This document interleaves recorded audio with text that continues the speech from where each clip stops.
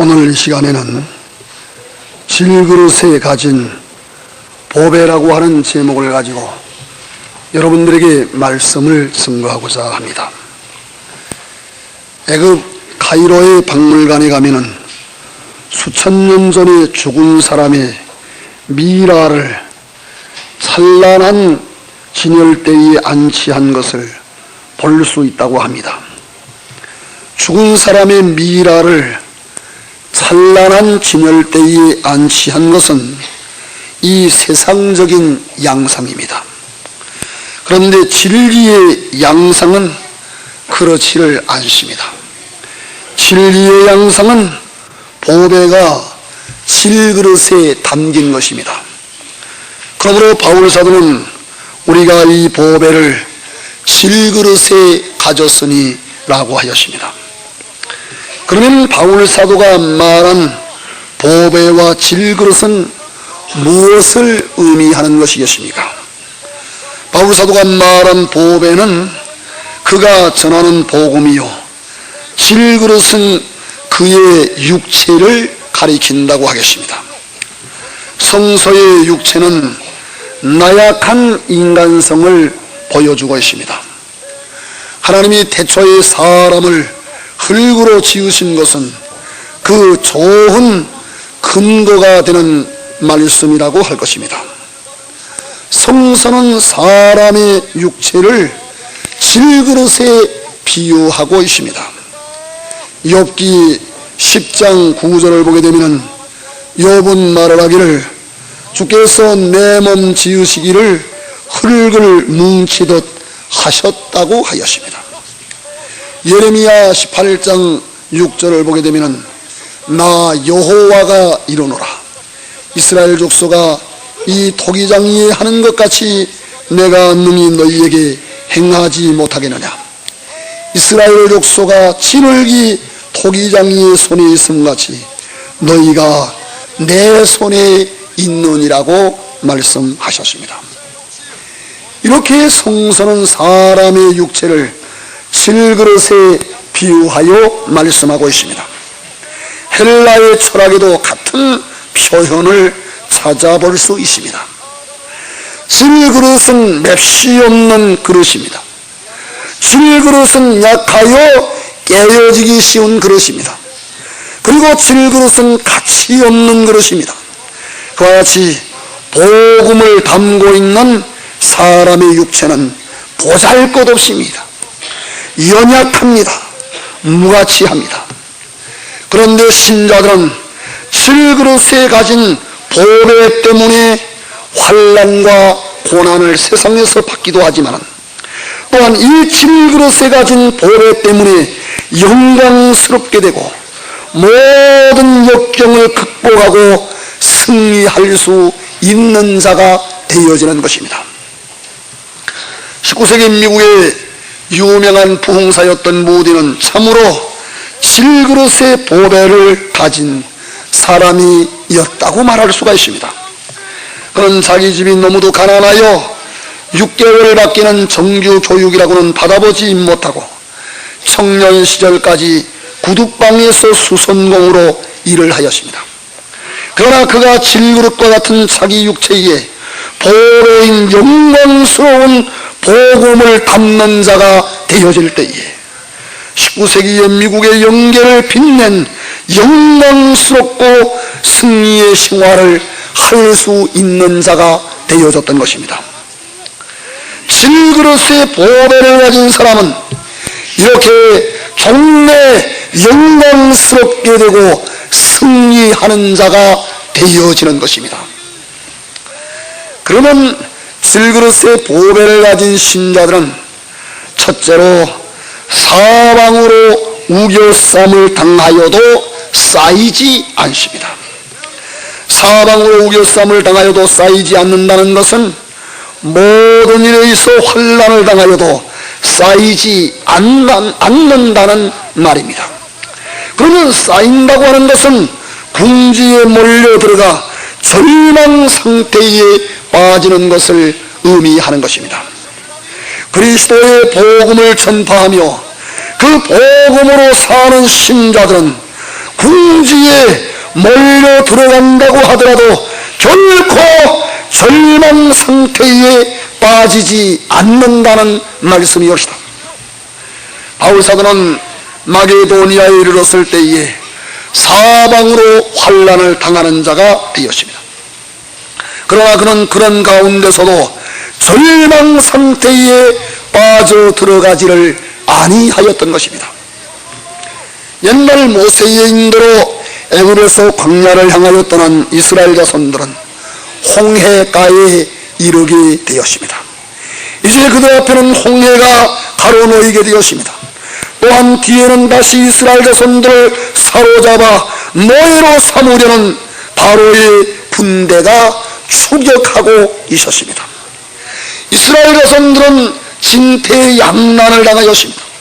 궁지에 몰려 들어간 것입니다. 그들 앞에는 다른 길이란 있을 수가 없었습니다.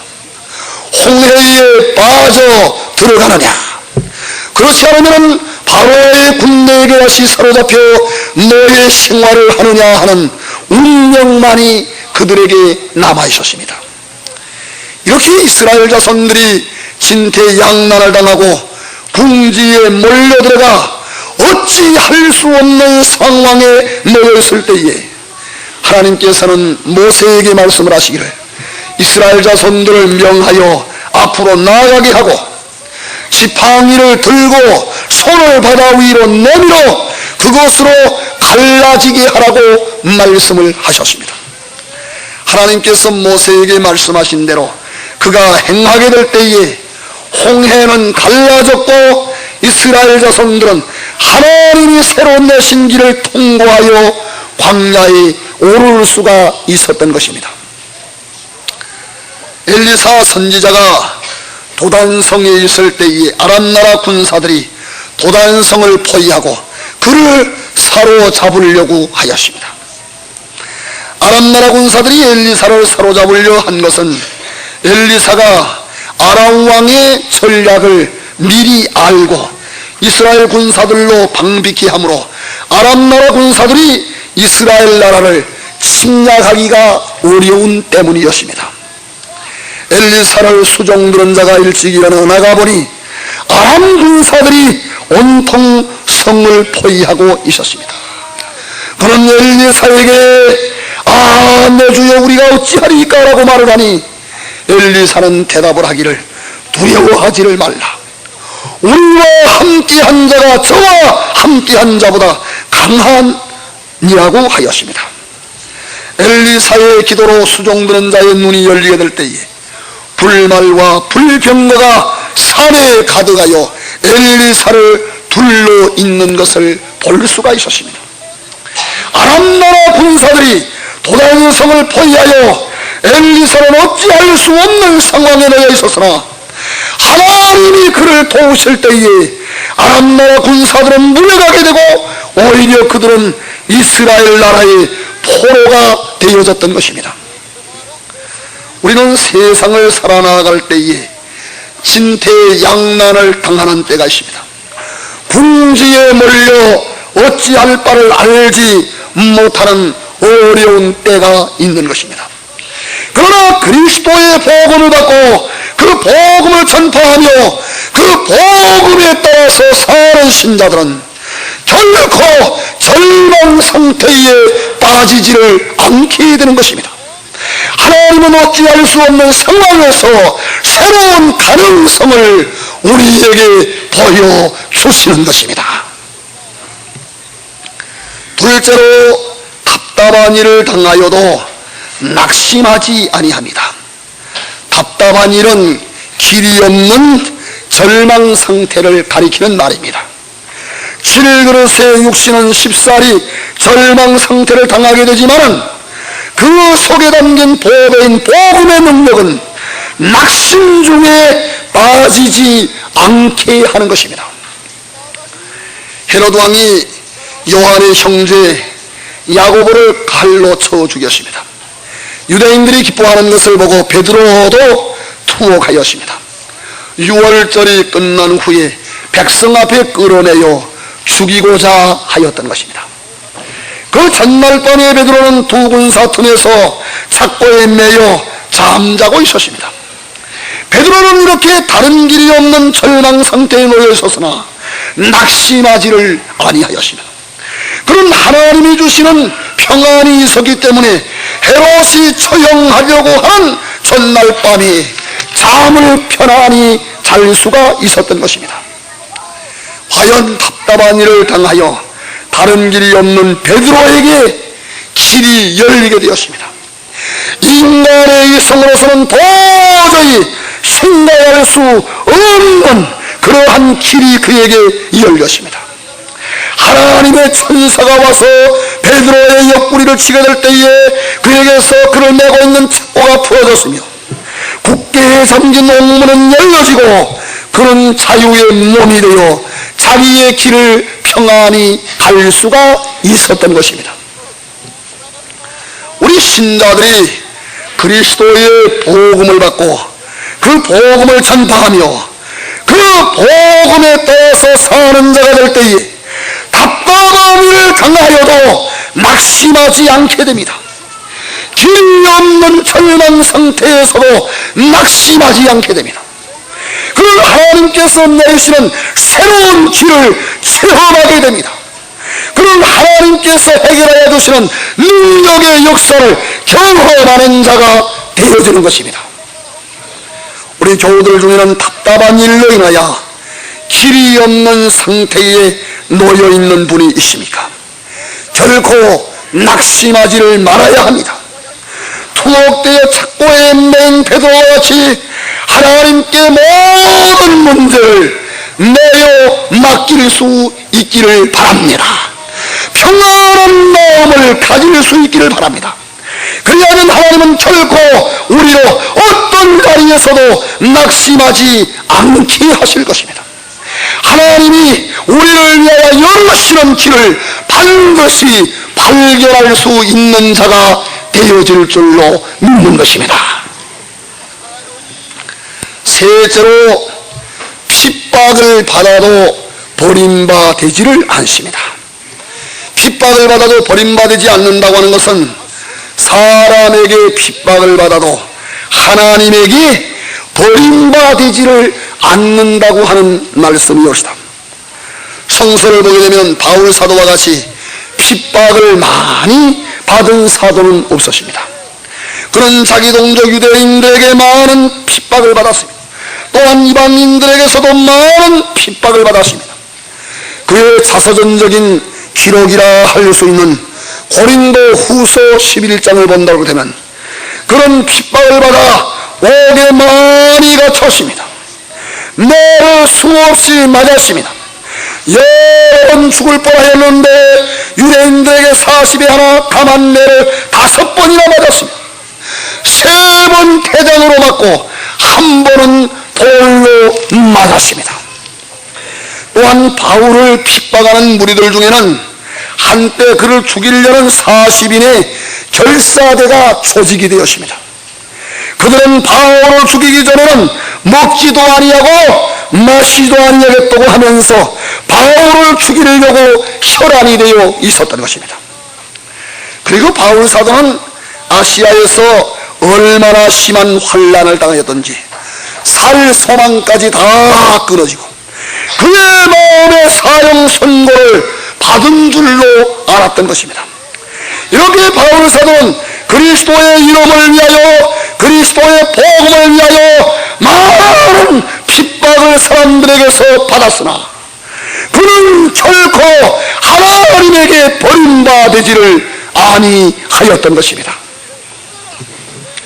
구약 성서를 보면은 블레셋의 대장 골리앗을 어린 나이로 죽인 다윗은 후에 사울 왕의 시기를 받아 그의 핍박을 받게 되었습니다. 사울은 다윗을 죽이기로 결심하고 그를 추격하였습니다. 다윗은 국내에서는 숨을 곳이 없어서 나중에는 블레셋 땅에 들어가서 숨는 자가 되었습니다.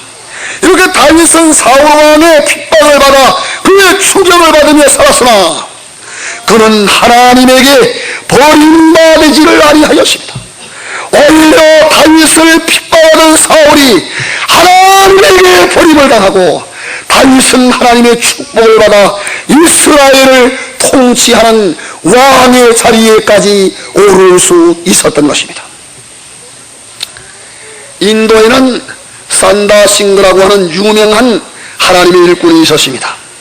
그는 힌두교도의 가정에서 태어났는데 그가 예수를 믿게 되었을 때에 그 집 식구들은 산다싱그를 미워하여 그를 죽여버리기로 하고 그가 학교로 가져가는 도시락에 독약을 타게 되었습니다.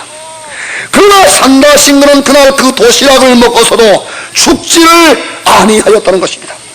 그는 자기 가족에게 버림을 받았으나 하나님에게 버림을 받지 아니하였던 것입니다. 우리 신자들은 그리스도를 위하여 핍박을 받을 때가 있습니다. 복음을 위하여 핍박을 받을 때가 있습니다. 의를 위하여 핍박을 받을 때가 있습니다. 그러나 그런 핍박을 받을 때에 낙심하지 말아야 합니다. 베드로전서 4장 14절을 보게 되면 너희가 그리스도의 이름으로 욕을 받으면 복이 있는 자로다. 영광의 영 곧 하나님의 영이 너희 위에 계심이니라고 하였습니다. 여기 신자들이 핍박을 받을 때에 성령이 그와 함께 하시는 것입니다. 또한 예수님은 산상보훈에서 제자들에게 말씀을 하시기를 의를 위하여 핍박을 받은 자는 복이 있나니 천국이 저희 것입니다. 나를 위하여 너희를 욕하고 거짓으로 너희를 거스려 모든 악한 말을 할 때에는 너희에게 복이 있나니 기뻐하고 즐거워하라. 하늘에서 너희의 상이 크니라고 말씀을 하셨습니다. 신자들은 주님을 위하여 복음을 위하여 의를 위하여 핍박을 받을 때에 기뻐하고 즐거워하여야 합니다. 장차 천국에 들어갈 뿐만 아니라 그 나라에서 받을 큰 상급을 믿고 기뻐하고 즐거워하는 자가 되어야 할 줄로 믿습니다. 마지막으로 거꾸로 뜨림을 당하여도 망하지 않습니다. 핍박이 극도에 달하여 짓밟히고 거꾸로 뜨림을 당하여도 망하지를 않는다고 하는 그런 말씀이었다. 바울사도는 제1차 전도여행 시에 핍박을 받아 루스드라에서 돌에 맞아 실제로 거꾸러졌습니다. 그래야 바울을 핍박하는 무리가 그가 죽은 줄 알고 성 밖에 끌어내쳤습니다. 그런데 제자들이 바울을 둘러섰을 때에 그가 다시 일어났다는 것입니다.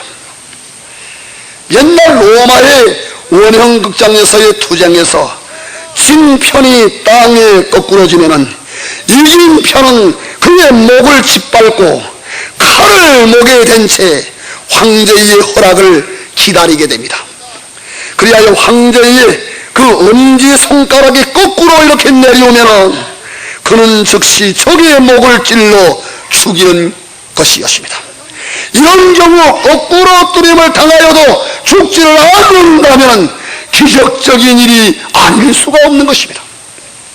우리 신자들은 세상에서 거꾸러지는 때가 없지를 않습니다. 실패하는 때가 없지를 않습니다. 그러나 하나님께서 그런 상태를 허락하시지 않는다면 그는 거꾸러져서 영영 일어나지 못하는 자가 되지 않게 될 것입니다. 그는 실패하여 영영 일어나지 못하는 자가 되지 아니할 줄로 믿는 것입니다. 황제가 허락하지 않는다면 거꾸러진 사람도 죽지 아니하고 다시 일어나십니다. 그와 같이 신자들이 거꾸러져서 아주 망하는 것을 하나님이 허락하시지를 않는다면 그는 다시 일어나게 될 것입니다.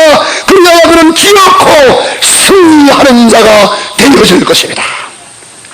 잠언 24장 16절 말씀을 보게 되면 대저 의인은 7번 넘어질지라도 다시 일어나려니와 악인은 재앙으로 인하여 엎드러지느니라고 말씀하고 있습니다. 여기 의인은 믿음으로 사는 사람이오시라. 어떤 일을 당해도 믿음으로 주님을 바라보는 사람입니다.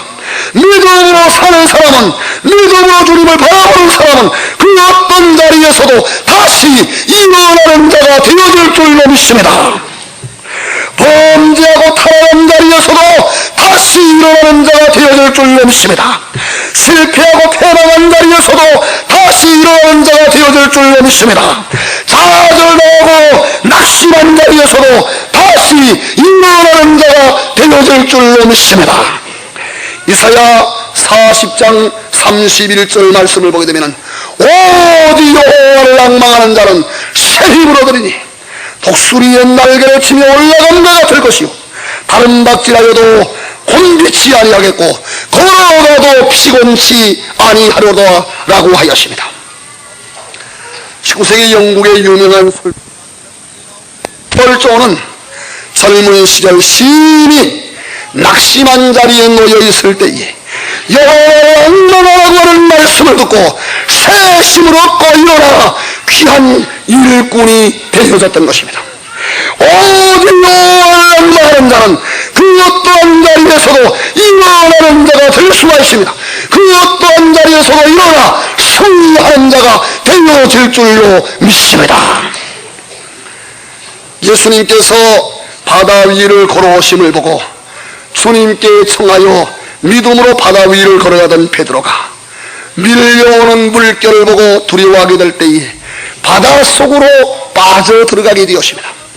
그러나 그 아저씨 주님을 바라보며 그에게 외치게 될 때에 주님이 오셔서 그를 건져 주셨던 것입니다. 우리는 세상의 여러 가지 어려운 물결을 보고 두려워함으로 절망의 바다에 깊이 빠져 들어갈 수가 있습니다. 그러나 그런 때에 오직 주님을 바라보게 되면, 주님을 향하여 부르짖게 되면 주님은 가까이 오셔서 우리를 그런 자리에서 건져주심으로 말미암아 우리는 결코 망하지 아니하는 자가 되어질 줄로 믿는 것입니다. 우리 신자들은 그리스도의 복음을 전파하고 그 복음에 따라서 삶으로 환난을 세상에서 당하게 됩니다. 이와 같은 환난은 곧 신자들이 그리스도의 죽으심에 연합하는 것입니다.